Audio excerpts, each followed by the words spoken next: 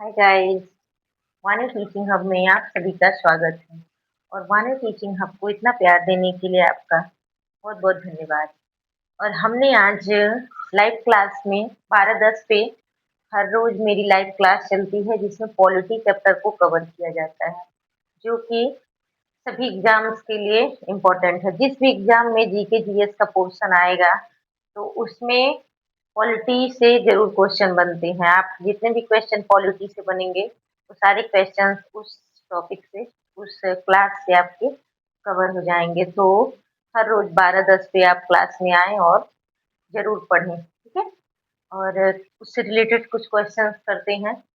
जो पिछला चैप्टर पढ़ा, जो टॉपिक पढ़ा दिया है या जो टॉपिक उस टाइम चल रहा है उससे रिलेटेड कुछ क्वेश्चन आंसर होते हैं, जिससे आपका रिवीजन भी डायरेक्ट होते रहता है। वैसे आप जैसे टेक्स्ट लगाते हैं वैसे जो क्वेश्चन है वो एकदम डीपली तरीके से, मतलब रैंडमली क्वेश्चन बनाकर पूछे जाते हैं, तो आप उसका आंसर कर सकते हैं, ठीक है। इससे आप सीख सकते हैं पूरा पॉलिटी। आप किसी एग्जाम की तैयारी नहीं भी करते तो भी पॉलिटी आपके लिए बहुत इम्पोर्टेंट है। वो जो संविधान है उसके बारे में जानना और समझना आपका दायित्व है, और क्योंकि आपके लाइफ में भी उसका यूज होता है, ठीक है। अब हिंदी में हम लोगों ने अभी तक ग्रामर की क्लास मैंने ली है। आपकी जितनी भी ग्रामर की क्लासेस हुई हैं, जैसे विकारी और अविकारी शब्दों में मैंने विकारी शब्दों की क्लास ले ली है, जिसमें संज्ञा, सर्वनाम, विशेषण और क्रिया, ये 4 क्लास ले ली है। कारक की क्लास ले ली है, प्ले लिस्ट में है, हिंदी व्याकरण के प्ले लिस्ट में है, आप जाकर के उसे देख सकते हैं। और अच्छे से अपने यूपी पुलिस के एग्जाम में भी हिंदी टॉपिक आता है, हिंदी सब्जेक्ट आता है, जिसमें जो भी आपके हर एक टॉपिक से 1-2 क्वेश्चन बनते ही हैं। वो आपके उसको पढ़ने के बाद आपके क्वेश्चंस कहीं से भी नहीं छूटेंगे, ठीक है। और जिस टॉपिक से, जिस जगह से आप कंफ्यूज होते हैं, जहाँ से क्वेश्चन आते हैं और आप कंफ्यूज होते हैं, वहां से मैंने ट्रिक के माध्यम से आपको समझाने का प्रयास किया है, जिसे आप अच्छे से समझ जाएंगे और एग्जाम में कभी भूले। हम लोग पढ़ते तो हैं हर चीज, लेकिन क्या होता है कि हम जो ट्रिक उसके लिए होता है कि हम अच्छे से उसको पढ़ लिए डीपली, लेकिन क्या होता है एग्जाम के टाइम पे हमें ध्यान नहीं आता। तो ट्रिक के माध्यम से हम उसको सीरियल वाइज याद कर लेते हैं और हम एग्जाम में अच्छे से अच्छा स्कोर कर लेते हैं, ठीक है। तो आज से मैंने स्टार्ट किया है हिंदी साहित्य का इतिहास शुरू किया है मैंने, क्योंकि जो TRE 4 है उसमें हिंदी साहित्य के इतिहास से भी क्वेश्चंस आते हैं, और TGT लेवल के भी क्वेश्चन आते हैं। तो जो बिहार TRE 4 है उसके अंतर्गत जितने भी क्वेश्चन आएंगे इसके अंतर्गत कवर हो जाएंगे, ठीक है। क्योंकि जो भी आप पढ़िए कंफर्म पढ़िए, क्योंकि जो बिहार एग्जाम में 5 ऑप्शन बनते हैं और वो इसमें से एक से अधिक और इसमें से कोई नहीं, ये ऑप्शन बच्चों को बहुत ज्यादा, मतलब पेपर तो इजी रहता है, लेकिन ये जो 2 ऑप्शन है ये बच्चों को बहुत परेशान करते हैं। इसकी वजह से बच्चे कंफ्यूज हो जाते हैं। तो मैं आपको ऐसे पढ़ाऊंगी, ऐसे बताऊंगी ट्रिक के माध्यम से कि आपका जो जो टॉपिक रहेगा, जो भी टॉपिक मैं बताऊंगी वो इतना कंफर्म रहेगा कि आप एग्जाम में अच्छा स्कोर कर लेंगे और सिलेक्शन में लेंगे, ठीक है। तो हिंदी साहित्य का वाणी व्याख्यात्मक इतिहास आज से हम लोग स्टार्ट करेंगे। वाण्यात्मक इतिहास इसे कह सकते हैं, क्योंकि वाणी के द्वारा इसे वाण्यात्मक इतिहास ये है, क्योंकि ये जो इतिहास है वो वाणी के द्वारा व्याख्यायित हो रहा है। आप सबको जितना भी मैटर है वो तो टॉपिक तो जो भी रहता है, जो भी इतिहास में जो टॉपिक होते हैं वो उसी के अकॉर्डिंग होते हैं, ठीक है। लेकिन ये वाणी के द्वारा प्रस्तुत किए जा रहा है, इसलिए मैंने इसका नाम वाण्यात्मक इतिहास रखा है, ठीक है। आपको पसंद आए तो जरूर बताएं। तो आज हम लोग सबसे पहले हिंदी का आरंभ कहाँ से हुआ है, यहाँ से हम लोग पढ़ना शुरू करेंगे कि हिंदी शुरू कहाँ से हुई थी, ठीक है। क्योंकि हिंदी की आदि जननी कौन है? आदि जननी है संस्कृत। आदि जननी पूछेगा तो क्या आप बताएंगे? संस्कृत बताएंगे। संस्कृत भाषा से भारत की अधिकतर भाषाओं का जन्म हुआ है। अंग्रेजी में भी बहुत से ऐसे शब्द हैं जो संस्कृत से लिए हुए प्रतीत होते हैं, ठीक है। तो जैसे माता हो गया, मदर, पिता हो गया, फादर, और बहुत से ऐसे वर्ड हैं जो आपको मिल जाएँगे, ठीक है? और भारतीय जो आर्य भाषाएँ हैं वो ज़्यादातर संस्कृत से ही उत्पन्न हैं, ठीक है? संस्कृत जो है वो हमारी हिंदी की आदि जननी भाषा है, ठीक है? इसके आगे हम और पढ़ते हैं क्या होता है। सबसे ज़्यादा एग्ज़ाम में ये क्वेश्चन बनते हैं, हिंदी की किस भाषा का शब्द है, ठीक है? ये सबसे ज़्यादा क्वेश्चन बनता है कि हिंदी किस भाषा का शब्द है, तो आप बताएँगे जो फ़ारसी भाषा है वो फ़ारसी भाषा का शब्द है हिंदी, ठीक है? जो अफ़गानिस्तान के उधर के जितने भी कंट्रीज़ हैं, उधर के जो लोग आते थे इंडिया में, वो लोग सिंधु नदी पार करके आते थे, ठीक है? सिंधु नदी के पार करने की वजह से सिंधु को ह की तरह उच्चारण करने की वजह से सिंधु को वो हिंदू कहने लगे। ऐसी मान्यताएं हैं कि सिंधु से इसका नाम हिंदू पड़ा है। हिंदी तो जो भी इसकी मान्यता हो, लेकिन हिंदी भाषा को का मतलब फारसी भाषा का शब्द है, ठीक है? और उर्दू जो है वो तुर्की भाषा का शब्द है, ठीक है? तो हिंदी को फारसी और उर्दू को तुर्की।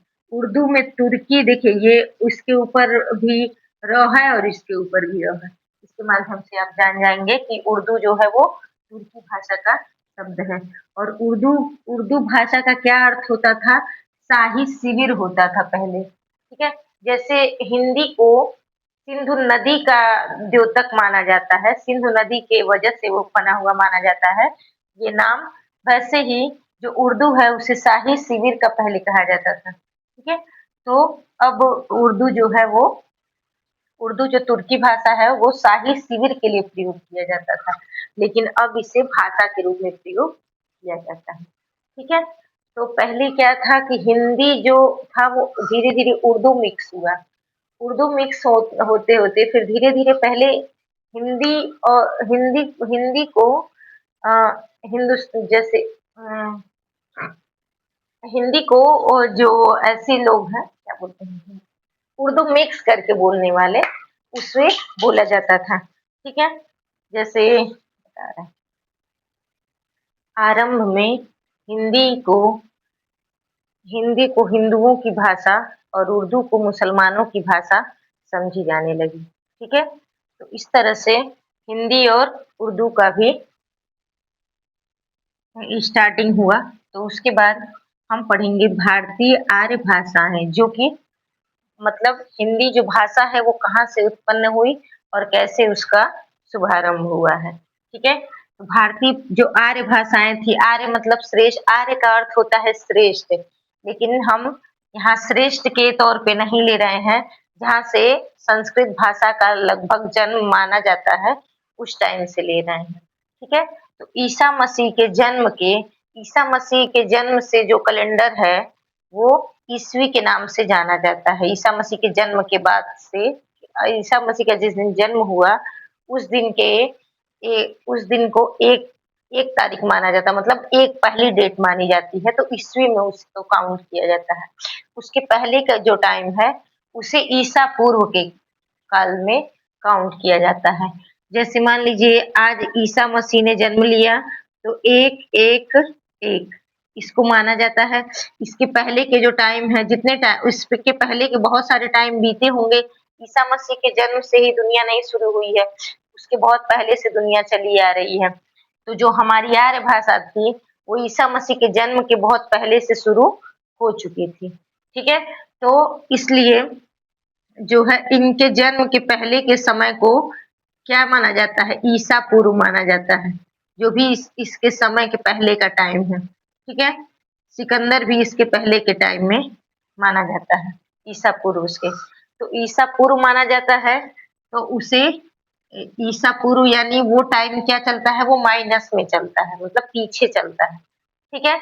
जैसे 2000 से 1000 पे आएगा, ठीक है? 1000 से 500 पे आएगा, ठीक है? जैसे बीते हुए टाइम को बताएँगे, जैसे आप बोलेंगे कि मेरे बाबा कितने साल पहले थे, 50 साल पहले थे।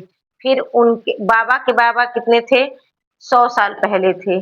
बाबा के बाबा कब थे, 100 साल पहले। और मेरे बाबा 50 साल पहले, फिर उनके पुत्र 40 साल पहले, फिर उनके पुत्र 30 साल पहले, फिर उनके पुत्र 20 साल पहले, ऐसे काउंट किया जाता है। जो जनरेशन है, वो जो बीत गई है, वो जो पीछे से आप जैसे आप पीछे की जनरेशन से आप आगे की तरफ आ रहे हैं, ठीक है? इसलिए धीरे-धीरे, धीरे-धीरे क्या होता है, टाइम कम होते जाता है, ठीक है? इसको समझिएगा आप लोग। तो प्राचीन भारतीय आर्य भाषा शुरू कब से होती है? ये एक क्वेश्चन पूछता है। 2000 से 500 ईसा पूर्व में शुरू होती है, ठीक है? प्राचीन भारतीय आर्य भाषा कब से शुरू होती है? 2000 से 500 ईसा पूर्व तक का समय, यानी 1500 वर्ष तक का 1500 वर्षों तक का समय क्या था? प्राचीन भारतीय आर्य भाषाएं 1500 वर्षों का समय है, ठीक है? जिसमें वैदिक संस्कृत है। वैदिक संस्कृत कब से है? वैदिक संस्कृत है 2000 से 800 ईसा पूर्व, ठीक है? यानी 2000 से लेकर 800 ईसा पूर्व, यानी 12 वर्षों तक वैदिक संस्कृत ने 1200 वर्षों तक 1200 वर्षों तक वैदिक संस्कृत ने राज किया है, ठीक है? संहिता इसमें क्या है?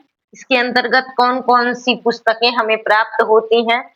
जिसमें है संहिता, ब्राह्मण और उपनिषद। संहिता, ब्राह्मण और उपनिषद, ठीक है? संहिता क्या होती है? संहिता होती है जिसे हम लोग वेद के नाम से जानते हैं, ठीक है? वेदों के नाम से जिसे हम जानते हैं, उसे संहिता कहा जाता है, यानी वेद। वेद को जानते हैं संहिता के नाम से। वेद कितने हैं? 4 वेद हैं, ठीक है? पहला क्या है? ऋग्वेद। ये आपके एग्जाम में पूछता है कि सबसे पुराना वेद कौन सा है, तो ऋग्वेद आप बताएंगे। फिर यजुर्वेद। यजुर्वेद, इसमें यज्ञों का गद्य और पद्य रूप में वर्णन किया गया है, ठीक है? पहले गद्य के रूप में, फिर पद्य के रूप में। उसके बाद है सामवेद। इसमें इसमें संगीत का वर्णन किया गया है। सामवेद में संगीत के बारे में बताया गया है। इसके बाद है अथर्ववेद। अथर्ववेद। अथर्ववेद में क्या है? अथर्ववेद के अंतर्गत ये जो तांत्रिक विद्या है, जादू टोना, ये सब वगैरह, इसे वेद त्रयी में नहीं शामिल किया जाता है, क्योंकि इसे जैसे विद्वानों का कहना है कि इसे बाद में जोड़ा गया, क्योंकि जो भी ऋग्वेद, यजुर्वेद और सामवेद था, वो यज्ञ पे और प्रकृति के उपासना पे आधारित था, मतलब नेचर की उपासना करते थे। ऋग्वेद में 1028 श्लोक हैं, जिसमें किसका वर्णन किया गया है? इसमें किसकी आराधना की गई है? जो भी हमारा नेचर है, उसकी आराधना की गई। जैसे इंद्र इंद्र की, फिर वरुण की। इंद्र मतलब जो जल बरसाते हैं, वरुण की, और अग्नि देवता की, सूर्य देवता की। जो ओम भूर्भुवः स्वः तस्य आप लोग पढ़ते हैं, सविता का जो मंत्र है, गायत्री मंत्र, ये सूर्य देवता की आराधना के लिए लिखा गया था। ये ऋग्वेद में, ये मंत्र ऋग्वेद में मिलता है, ठीक है? तो ऋग्वेद में क्या होता था? हमारी नेचर का, हमारी प्रकृति का जो क्या करते थे, वो उपासना करते थे, ठीक है? तो चूंकि इसमें जादू टोना वगैरह, तंत्र मंत्र के बारे में इसमें दिया हुआ है, इसलिए अथर्ववेद को वेद त्रयी में शामिल नहीं करते हैं, ठीक है? इतना समझ में आ गया आपको? ब्राह्मण ग्रंथों के बारे में बताएंगे। इन्हीं के जो यही जो वेद हैं, इन्हीं के मंत्रों को विस्तृत करके उनका वर्णन किया गया है ब्राह्मणों में। और उपनिषदों का लेखन इसलिए हुआ था, इन मंत्रों को आसान तरीके से समझा करके जो विद्यार्थी थे, उन्हें पढ़ने के लिए, इन मंत्रों को सिखाने के लिए उपनिषदों का प्रयोग किया जाता, मतलब उपनिषदों को इसीलिए लिखा गया था, ठीक है? तो ये एग्जाम में आपसे पूछता है, तो आप लोग इसको याद रखेंगे। वैदिक संस्कृत में ये सब पुस्तकें हैं, जिससे इन्हीं पुस्तकों से हमें इस टाइम के विषय में जानकारी प्राप्त होती है, ठीक है? उसके बाद है लौकिक संस्कृत, 800 से 500 ईसा पूर्व। देखिए ये क्या चल रहा है? ये पीछे चल रहा है, ठीक है? तो 800 ईसा पूर्व से 500 ईसा पूर्व हम पहुंच गए। 500 ईसा पूर्व में इसमें कौन सी पुस्तकें लिखी गई थी? इसमें रामायण और महाभारत लिखे गए थे। ठीक है, महाभारत। बहुत सी चीजें हमारी पुस्तकों में लिखी हुई हैं। उस समय जो ये जरूरी नहीं कि ये सारी पुस्तकों में जो भी चीजें लिखी हुई हैं, ये सब हम एकदम उसी के अनुसार फॉलो करें, क्योंकि समय धीरे-धीरे परिवर्तित होता है, अनेक चीज़ों का आविष्कार होता है, अनेक चीज़ों की जानकारी होती है, क्योंकि ये जो पुस्तकें हैं, ये सब जिस समय में लिखी गई थी, वो कई 100 साल पुरानी किताबें हैं। तो इसमें जो भी जानकारियाँ, जो भी बातें लिखी गई हैं, ये हमारे लिए उपयुक्त हैं, हमें इसके लिए अच्छा इसके अनुसार आचरण करना चाहिए। लेकिन जो अच्छी चीज़ें हैं, उनको अपनाना चाहिए, ठीक है? इसके इनके इन पुस्तकों के ऊपर जो टीकाएँ लिखी गई, वो अपने अकॉर्डिंग जो लिखने वाले थे, व्याकरण वेद या जो भी इसका अर्थ लिखने वाले थे, वो सब अपने अकॉर्डिंग भी लिख सकते हैं। तो इसलिए उसका एकदम मतलब उसके लिए कभी विवाद नहीं करना चाहिए कि इस पुस्तक में ये लिखा हुआ है और ये मान्य है, क्योंकि उसके बाद बहुत सारे आविष्कार किए गए। अगर आज किसी को कह दिया जाए कि ये टेक्नोलॉजी आप यूज़ ना करिए और उस ज़माने के हिसाब से रहिए, तो वो नहीं रहेगा, लेकिन बातें बातें जो मतलब करना चाहेगा, तो इसी युग के अनुसार करना चाहेगा। तो इस युग के अनुसार सही है, लेकिन आपको क्या करना है, समय के अनुसार परिवर्तन आवश्यक है, ठीक है? नेचर में भी परिवर्तन होता है, ठीक है? तो हमें भी उसके अनुसार परिवर्तन करते रहना चाहिए और अच्छी चीज़ों को अपनाना चाहिए और जो भी बुरी चीज़ें हैं, जो खराब चीज़ें हैं, उन्हें त्यागते रहना चाहिए, ठीक है? तभी हमारा समाज सही तरीके से डेवलप कर सकता है। इसके बाद है मध्यकालीन आर्य भाषाएँ। ये जब ये वैदिक संस्कृत 2000 से 800 ईसा पूर्व, फिर लौकिक संस्कृत 800 से 500 ईसा पूर्व। ये समाप्त होने के बाद शुरू होता है मध्यकालीन आर्य भाषा, जिसमें क्या है, पाली है जो 500 से 1 ईस्वी। ये देखिए, भाषा किसी धर्म की नहीं होती है, लेकिन हम जो पुस्तकें हमारी किसी भाषा पे जिस भाषा में लिख दी जाती हैं कोई धार्मिक पुस्तकें, तो हम उस भाषा को उस धर्म का मान लेते हैं। लेकिन भाषा जो होती है वो बहुत व्यापक होती है। वो किसी एक धर्म से बंध कर नहीं रह सकती, ना किसी एक क्षेत्र से बंध कर रह सकती है।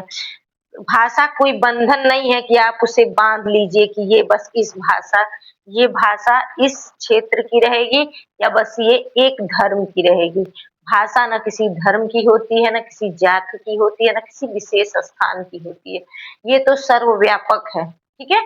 तो धार्मिक आधार पे भाषाओं का विभाजन नहीं करिए। लेकिन जो उस समय की भाषाएँ थी और वो भाषाएँ जो हैं वो धार्मिक पुस्तकों के रूप में मिलती हैं। मतलब बौद्ध पाली भाषा जो है, ये बौद्ध धर्म के ग्रंथों में मिलता है, बौद्ध धर्म। क्योंकि तब जो धार्मिक धर्म था उसी के विषय में पुस्तकें लिखी जाती थी और जो भी पुस्तकें लिखी गई हैं, वो या तो प्राप्त नहीं है या तो जो प्राप्त हैं वो कुछ इनसे रिलेटेड हैं, ठीक है? क्योंकि जो धार्मिक चीज़ें होती हैं, उन्हें हम बहुत सहेज कर रखते हैं। हम अपने नॉर्मल पुस्तकों को जिस तरीके से रखते हैं, उस तरीके से हम अपने रामायण और महाभारत की पुस्तकों को नहीं रख सकते। उसको खूब अच्छे से मंदिर में सजा करके उसको पूरा कवर अप करके सब करके तब रखते हैं। तो इसलिए उसकी सेफ्टी रहती है, वो बची रहती है। तो इतने हज़ारों साल पुरानी पुस्तकें जो हैं, वो हमें धार्मिक जो पुस्तकें हैं, वही प्राप्त होती हैं। तो इसलिए हम हमें ये नहीं कहना चाहिए कि ये जो भाषा है ये इस धर्म का है। लेकिन हम ये जो पाली भाषा है, जो किताबें लिखी गई हैं जिस धर्म के विषय में, इसलिए उसे उसके अनुसार जोड़ दिया जाता है। ठीक है? तो पाली भाषा जो है वो उसमें बौद्ध धर्म की पुस्तकें लिखी गई थी। इसलिए कभी-कभी क्वेश्चन पूछता है कि पाली भाषा कौन से धर्म की है? तो आप बताएँगे बौद्ध धर्म की है, ठीक है? क्योंकि जो बौद्ध धर्म के 3 पिटक लिखे गए हैं, सुत्त पिटक, अभिधम्म पिटक, ये सब जो पुस्तकें हैं वो पाली भाषा में लिखे गए हैं, ठीक है। और प्राकृत भाषा जो है वो जैन धर्म की मान ली गई, क्योंकि जैन धर्म की पुस्तकें प्राकृत भाषा में मिली हुई हैं, ठीक है। इसमें इसमें 3 ग्रंथ हैं और प्राकृत भाषा में अंगुत्तर निकाय है, अंगुत्तर निकाय। इसी पुस्तक में 16 महाजनपदों का उल्लेख हमें मिलता है, ठीक है। 16 महाजनपद का उल्लेख हमें अंगुत्तर निकाय में मिलता है, ठीक है। तो ये एग्जाम में पूछता है तो इसे आप कंफर्म एकदम याद रखेंगे कि पाली भाषा जो है वो बौद्ध धर्म की भाषा है और प्राकृत भाषा जो है वो जैन धर्म की भाषा। क्यों? क्योंकि इन्हीं की जो धार्मिक किताबें हैं वो इन भाषाओं में हमें प्राप्त होती हैं, ठीक है, समझ गए। अब आप इसको ट्रिक के माध्यम से याद रख सकती हैं। जैन धर्म के लोग ज्यादा प्राकृतिक रूप से जुड़े हुए होते हैं, ठीक है। जैसे जैन धर्म के लोग अहिंसा अहिंसा का धर्म अपनाते हैं, मुंह पे पट्टी बांधे रहते हैं कि हमसे कोई कोई हमसे हिंसा न हो जाए, किसी को मैं कोई चींटी, कोई कीड़ा मकोड़ा हमसे न मर जाए, आगे झाड़ू लेके चलते हैं, साफ करते चलते हैं। तो ये सब जो है ये प्रकृति से जुड़े हुए लोग होते हैं, जैन धर्म के लोग। तो इस ट्रिक के माध्यम से आप याद रख सकते हैं कि जैन धर्म के लोग क्या होते हैं, प्राकृतिक होते हैं, ज्यादा प्रकृति से जुड़े हुए होते हैं, ठीक है, ये समझ में आ गया। इसके बाद है अपभ्रंश। अपभ्रंश भाषाएं, इसके बाद 500 से 1000 ईस्वी तक जो भाषाएं, जो भी रचनाएं लिखी गई वो सब अपभ्रंश भाषा के अंतर्गत आती हैं। अपभ्रंश का अर्थ होता है बिगड़ा हुआ, ठीक है। तो उस समय के विद्वान कहते हैं कि जब भाषा का रूप बहुत ज्यादा बिगड़ गया तो उसे अपभ्रंश नाम दे दिया गया। अपभ्रंश मतलब होता है बिगड़ा हुआ, ठीक है। अपभ्रंश का अर्थ होता है बिगड़ा हुआ, ठीक है, समझ में आ रहा है। अपभ्रंश हमने समझ लिया यहाँ तक। आधुनिक, उसके बाद है आधुनिक भारतीय आर्य भाषा। जो भी आधुनिक भारतीय आर्य भाषाएं हैं वो 1000 से अब तक चली आ रही हैं, ठीक है, जिसे हम हिंदी कहते हैं। और इसी हिंदी साहित्य के इतिहास को हम लोग आगे पढ़ेंगे, ठीक है, समझ में आ गया। आज हम लोगों ने क्या क्या सीखा, इसके आगे मैं आप लोगों को बताऊंगी कि जो अपभ्रंश भाषा है, अपभ्रंश किन किन उपभाषाओं में टूटा और उसकी कौन कौन सी बोलियां हैं, ठीक है। जो हमारे एग्जाम में पूछा जाता है कि कितनी हिंदी भाषा की कितनी बोलियां हैं, तो आप हमेशा हिंदी भाषा की 18 बोलियां हैं, 18 पे टिक करेंगे, ठीक है। 18 बोलियों पे टिक करेंगे, वो आगे मैं आपको बताऊंगी, ठीक है। हिंदी भाषा की 18 बोलियां हैं, इन्हें आप टिक करेंगे, ठीक है, हमेशा जब भी एग्जाम में आएगा। एग्जाम में इससे रिलेटेड जो भी चीजें हैं वो मैं आपको बताऊंगी। बहुत ज्यादा जानने की, बहुत ज्यादा हर चीज समझने की जरूरत नहीं है, जिससे आपका एग्जाम निकल जाए वही आपके लिए इम्पोर्टेंट है। जो मेन मेन चीजें हैं वो मैं बताऊंगी आपको, ठीक है। तो हिंदी साहित्य का वाण्यात्मक इतिहास हम लोगों ने आज पढ़ा। क्या पढ़ा वाण्यात्मक इतिहास में? हिंदी शब्द फारसी भाषा का शब्द है, ये आपने जान लिया, ठीक है। उर्दू जो है वो तुर्की भाषा का शब्द है, उर्दू में ये है र और तुर्की में भी ये र है, तो इस तरह से एग्जाम में आएगा तो आप लगा देंगे, ठीक है। अंग्रेजी जो है वो फ्रेंच भाषा का शब्द है, ठीक है। पहले जो जो भाषाएं थी वो लैटिन भाषा जो थी वो ज्यादातर मान्य थी। तो उस समय जो भी शब्द मेन मेन शब्द होते थे वो लैटिन भाषा के होते थे। तो फ्रेंच जो है वो अंग्रेजी भाषा का शब्द जो है, अंग्रेजी जो है वो फ्रेंच भाषा का शब्द है, ये भी आप याद रखेंगे, ठीक है। भारतीय आर्य भाषाओं का वर्गीकरण के कहाँ हुआ है? प्राचीन भारतीय आर्य भाषाएं 2000 से शुरू होकर 500 ईसा पूर्व तक आती हैं, ठीक है। कब से शुरू होकर? 2000 से शुरू होकर 500 ईसा पूर्व तक आती हैं, जिसमें वैदिक संस्कृत में 2000 से लेकर 800 ईसा पूर्व तक, जिसमें हमें 3 प्रकार के ग्रंथ मिलते हैं, संहिता मिलती है, ब्राह्मण ग्रंथ मिलते हैं और उपनिषद मिलते हैं। इनके बारे में भी चर्चा करेंगे कि ये कौन-कौन से ब्राह्मण ग्रंथ हैं और कौन कितने उपनिषद हैं, इन सब के बारे में चर्चा आगे किया जाएगा। संहिता जिसके 4 वेद, इन्हें वेद कहा जाता है, जिसमें 4 वेद हैं, ऋग्वेद, यजुर्वेद, सामवेद और अथर्ववेद। ठीक है, ये 4 वेद हैं। उसके बाद लौकिक संस्कृत है। लौकिक संस्कृत में 800 से लेकर 500 ईसा पूर्व तक है, जिसमें रामायण और महाभारत की रचना की गई है। ठीक है, रामायण की रचना वाल्मीकि ने की है। रामायण की रचना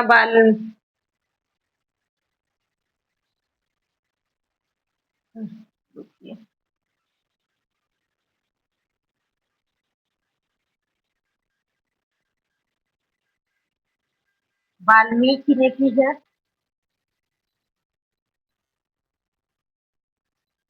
रामायण की रचना वाल्मीकि ने की है। महाभारत